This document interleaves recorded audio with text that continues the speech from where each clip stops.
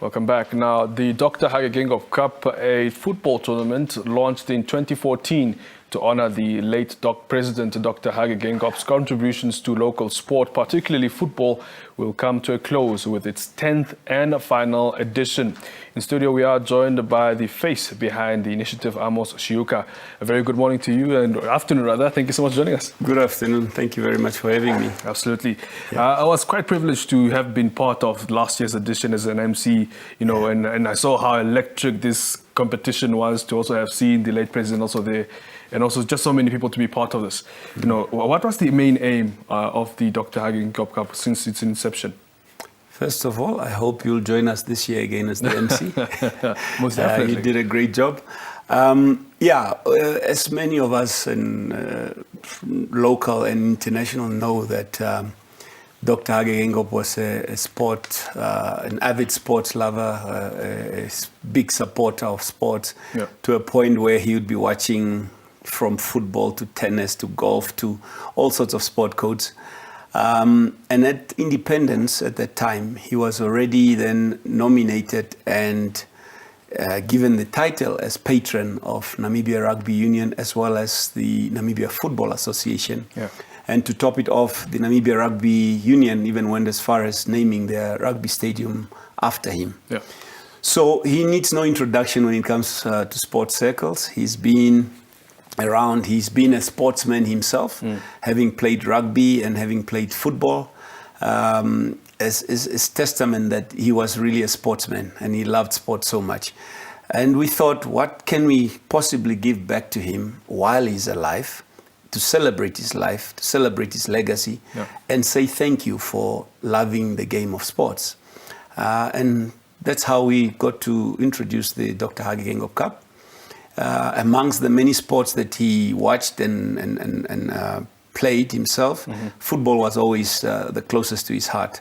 And hence we thought, let's give him his flowers while he's alive and let's celebrate it with football. Absolutely. And for the past 10 years, you've now been doing that so greatly. How would you sum up the event, including the highs of the lows in the past 10 years?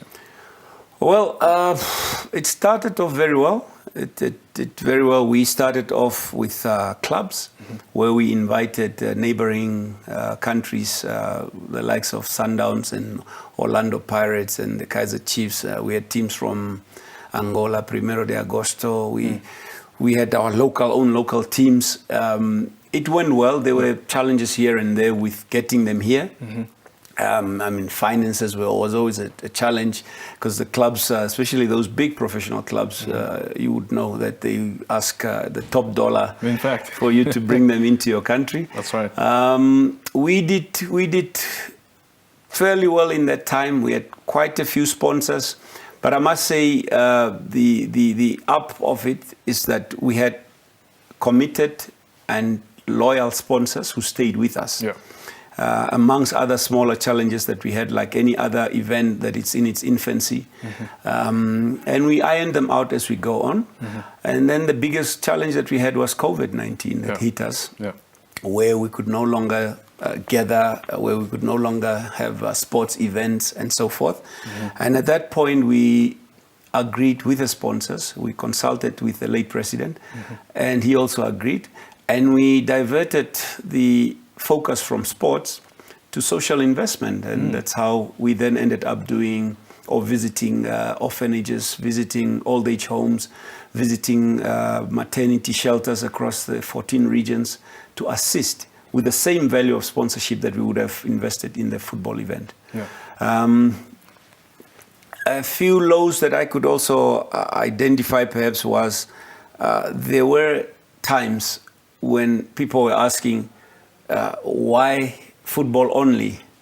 And hence we also did rugby in between there. Exactly. And it's not just because it was meant to be a football event, but it was just to celebrate his life, really. Absolutely. Talking about this year's edition, which will be the last, what are some of the expectations on what can the public, of course, look out for? Football fanatics, everybody included. At the launch, I made it clear already that we introduced a format last year where we said the winner of the cup will come back to defend it. And the winner of the Deb Marine League, NFA Premier or Namibia Premier League, will come and participate against the winner of the cup. So we've got African Stars again against Chula Chula, who was the winner of last year. It will probably be a huge match, because now it's a rematch, and then all stakes are there to be high, very high. You know, the same thing that happened with the boys. It's exactly the same thing that happened with the girls. That Golds and Girls won the cup last year, and then we have the Ongos FC girls that won the league. So they are playing against each other again. Nice. And then an exciting match is we've got two celebrity teams. One is called the MTC Omake. You remember our late statement used to love the word Omake. Definitely, yes. So the one team is named Omake MTC, powered by MTC, and the other is the Danger Point, which was his nickname on the football field those days. Danger Point, powered by Namibia Breweries Limited and Bang Windhoek. And in those two encounters, we will have players from the sponsors, as well as local influencers and celebrities, the likes of Michelle McLean, Frank Fredericks, Gaza, TD, King TD, Tate Buti, Adora. The list is endless. Sam Shivute. We've got a huge list of celebrities. Maybe you can also join. In fact, I would be in order. And it's quite interesting names are actually now listed, because you know, to see everybody come together from all walks of entertainment, corporate as well, to come and celebrate the life of our belated statement, and of course for the love of the sports in the country. Quite an interesting one. What more is there to expect from this amazing? We've got artists performing. As we've done previously, Sunny Boy, Tate Buti, ACM, the list is quite long. So we've got entertainment, we've got then the celebrity movement that will be taking place there, or influencers playing in the MTC and NBL powered teams. And then the big thing is really Chula Chula versus African Stars again.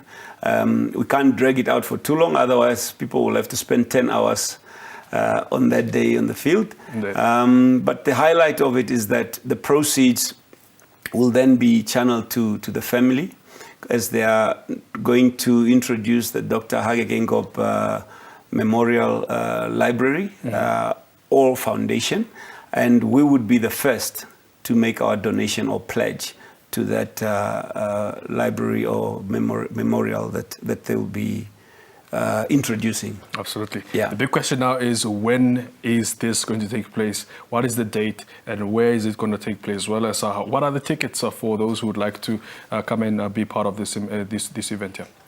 So we agreed on the date. It has been announced already. It's the 19th of October, 2024. At our famous and talked about Independence Stadium. And tickets are $30 only. And we've started the ticket sales already. They are at web tickets. You can either buy online, or you visit the web ticket facility. Closer to the match, we'll start having them at the NFA Soccer House and at a few other outlets that we'll announce. Absolutely. Well, Amos, thank you so much for making the time to talk to us this afternoon. Of course, we wish you nothing but the best as developments go forward until the 19th of October. Thank you very much. And I would like to thank you for this platform, and also to plead with fellow Namibians, those that are able to join us on that day, to come and celebrate the life of Dr. Hage Geingob, as we send off his cup, or closure of his cup, and say thank you for the great statement that he was, and for what he has done for this country. Absolutely. Thank you.